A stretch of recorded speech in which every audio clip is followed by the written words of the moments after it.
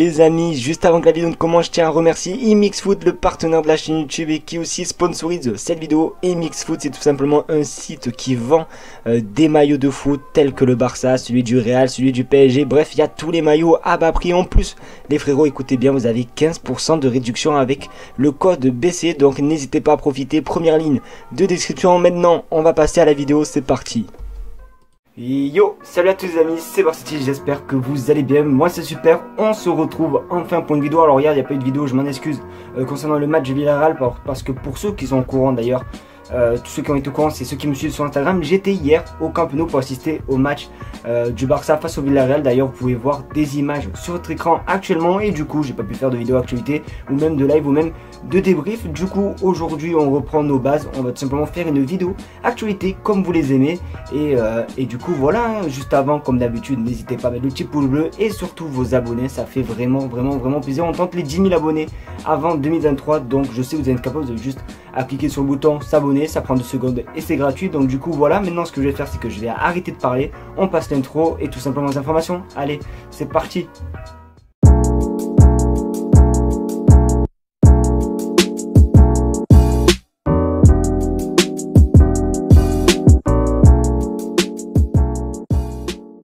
Comme vous le savez, ça fait depuis, voire même je pense 2 jours que André Di Maria fait ses adieux au Parc des Princes. Vous pouvez voir vraiment les images vraiment qui ont été bouleversantes, parce que même moi en tant que Barcelonais, franchement ça fait mal de voir ces images là. J'aimerais pas voir ça du côté de Barcelone. Du coup le départ d'André Di Maria libre, c'est-à-dire gratuit, du coup André Di Maria était offert à Barcelone, mais actuellement le Barça n'est pas intéressé car il travaille bien sur Rafinha. Voilà, d'ailleurs Rafinha les amis, qui avait une clause si Leeds était relégué en Championship, mais comme vous avez pu le voir, Leeds s'est maintenu lors de la dernière journée, mais attention, on peut aussi constater que Rafinha a fait ses adieux au dernier match. On le sentait un petit peu bizarre lors du dernier match de Leeds, donc peut-être un petit signe de son départ de Leeds. Mais où il va aller? Est-ce qu'il va aller à Barcelone ou même au Bayern Munich? Parce que il y avait des rumeurs aussi du côté du Bayern Munich. On verra, mais du coup vraiment le Barça se travaille vraiment sur Rafinha.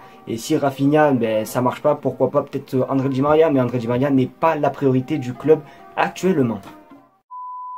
Les frérots, on va commencer par du lourd, car on apprend que minimum 11 départs et 9 arrivées pour le Barça cet été. Et franchement ça fait plaisir, parce que je sais pas si vous êtes au courant, mais là le Barça, là c'était vraiment pour moi une année de transition, mais là vraiment, en plus c'est pas la première fois que je vous le dis, cette saison qui arrive 2022-2023 c'est pour moi l'année de la reconstruction. Le Barça veut tout reconstruire, quand même 9 départs.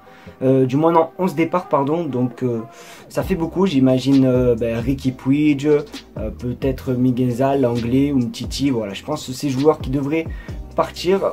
J'aurais aimé Sergio Roberto, mais pour l'instant il va prolonger au Barça, donc ça va être impossible.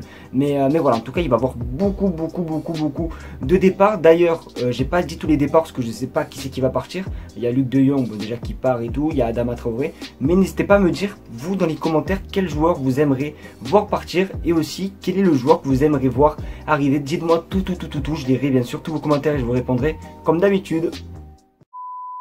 Forcément, en ce moment, c'est le truc qu'on parle le plus dans les vidéos, c'est bien sûr Lewandowski. Et on apprend tout simplement que Xavi a eu 2 appels vidéo avec Lewandowski. Alors je me semble que c'était la semaine dernière où je vous avais dit que tout simplement Xavi avait contacté tout simplement Lewandowski, mais là on apprend tout simplement que c'était par vidéo. Du coup il y a eu un petit contact, ils se sont vus et tout.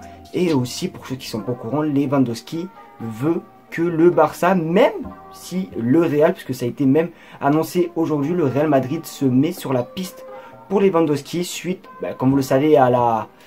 Je vous montre une image, vous allez comprendre. Suite à ça, voilà, le Real Madrid voudrait tout simplement Lewandowski pour tout simplement remplacer Mbappé qui devait venir tout simplement. Donc du coup voilà, il y a le Real Madrid, mais Lewandowski veut bel et bien le FC Barcelone. Et déjà c'est cool qu'il y ait déjà eu 2 appels vidéo entre Xavi et Lewandowski.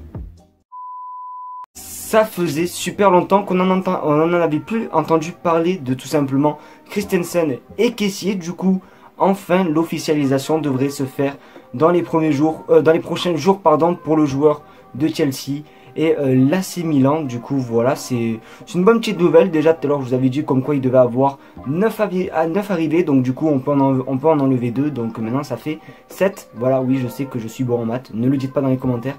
Du coup voici pour ces nouvelles et franchement ça fait trop plaisir. Les frérots, alors je sais pas si vraiment c'est une bonne nouvelle ou si tout simplement une mauvaise nouvelle, mais Ansu Fati a été sélectionné par Luis Enrique pour jouer la Ligue des Nations avec l'Espagne. Alors je te mens pas, je comprends pas trop le choix, sachant qu'il n'est pas titulaire avec le Barça puisqu'il revient de blessure, donc je comprends pas trop. Voilà, je te mens pas, je suis pas trop serein quoi, je suis plus serein avec Ansu Fati, je te jure, j'ai peur qu'il se blesse, j'ai pas envie qu'il parte avec l'équipe d'Espagne parce que j'ai peur qu'il se blesse à l'entraînement, tu vois. Mais après, ce qui me rassure, c'est que Luis Enrique a tout simplement parlé de ce sujet par rapport à la convocation de Ansu Fati et a dit tout simplement qu'il n'allait pas le faire jouer beaucoup, que c'était pour le voir s'entraîner et tout, et qu'il ne prendrait aucun risque avec lui, donc ça rassure un peu. Mais c'est vrai que quand j'ai vu que Ansu Fati il était pris par l'équipe d'Espagne, franchement je te mens pas, mon cerveau il a bugué, j'ai mis 30 ans à comprendre. Après voilà, si vraiment il ne fait pas jouer beaucoup, il fait comme avec Barcelone, il fait rentrer voilà quelques minutes dans la fin de match, ok, il n'y a pas de souci. Mais si c'est pour le mettre titulaire, je te mens pas que mon cœur là il va faire voilà quoi, il va s'arrêter de battre. Donc du coup voilà, bonne nouvelle, mais aussi mauvaise nouvelle. N'hésitez pas vous à me dire dans les commentaires ce que vous en pensez, si pour vous c'est une bonne nouvelle ou une mauvaise nouvelle, mais moi je suis moyen quoi. Et voilà les amis, c'est malheureusement déjà la fin de cette vidéo. J'espère qu'en tout cas ça vous aura plu. Alors je sais pas si vous avez remarqué, pardon, mais les vidéos sont 1000 fois plus longues par rapport à avant. Donc j'espère qu'en tout cas ça vous fait plaisir, je vous ai écouté. Et du coup voilà, tout simplement, merci d'avoir regardé cette vidéo, merci d'avoir liké, de vous être abonné. Je vous fais de gros bisous et on se retrouve demain pour une nouvelle vidéo. Allez, ciao ciao.